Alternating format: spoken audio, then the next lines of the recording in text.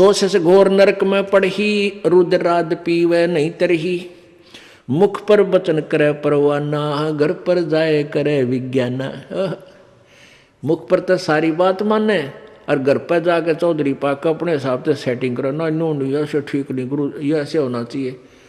तो परमात्मा कहते हैं आप जीव हैं और जीव संज्ञा में ही रहना चाहिए। आपने परमात्मा की आज्ञा में कोई भी दोष नहीं निकालना चाहिए, फाइनल हो। अब गुरु जी की आज्ञा देगा आपको। हम क्या आज्ञा देते हैं भाई? बीड़ी मत पीना, शराब मत पीना, तम्बाकू मत पीना, बुराई ना करना, चोरी मत करियो, रिश्वत मत लेना, भगवान पर विश्वास रखना, भक्ति करना, आनुपाशा मत करना।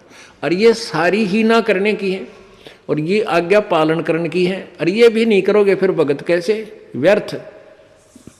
मुख पर वचन करे परमाना, घर पर जाए करे विज्ञाना। जहाँ जावे ता निंदा करही, सोच से घोर नरक में पड़ही। ऐसे शेष कोठा हर नाही, गुरु विमुक्त लोचत मन माही। वेद पुराण कहे सब साखी, साखी शब्द सब है यूं बाकी। मानुष जन्म पाए कर खोवे है, सतगुरु विमुखा युग युग रोए। अब सतगुरु से विमुख होने वाला कहते हैं युग युग रोएगा। परमेश्वर आए थे सतगुरु रूप में, सन 1398 में प्रकट हुए थे बालक रूप में। और सन 1518 में वो परमात्मा 120 वर्ष रहकर सतगुरु की भूमिका करके सहशरीर गए थे। तो उस समय जो हम 64 लाख के 64 लाख और परमात्मा से विमुख हो गए थे, हम सतगुरु से विमुख हो गए थे।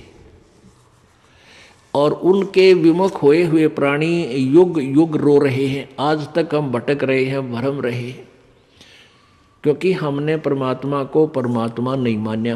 क्यों नहीं माना? क्योंकि हम अशिक्षित थे। अशिक्षित होने के कारण हम उन गुरुओं की जो संस्कृत भाषा जानते थे, वेद पुराणों को पढ़ते थे, उन्हीं को हम विद्वान मानते थे। और वो कबीर परमात्मा जो हमें ज्ञान देते थे और जो ज्ञान वो संस्कृत भाषा के जानने वाले गुरु बताते थे, ऋषि बताते थे, वो कबीर जी के विपरीत था।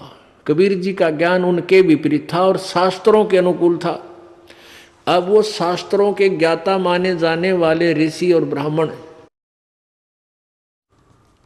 वो सदग्रंथों को समझ नहीं रहे थे, जिस कारण से उन्होंने एक पॉइंट सभी के हृदय में जचा दिया कि कबीर अशिक्षित है, ये अक्षर ज्ञान नहीं है इसको। इसलिए ये जो ज्ञान कह रहा है ये वेदों और गीता के विरुद्ध बोल रहा है।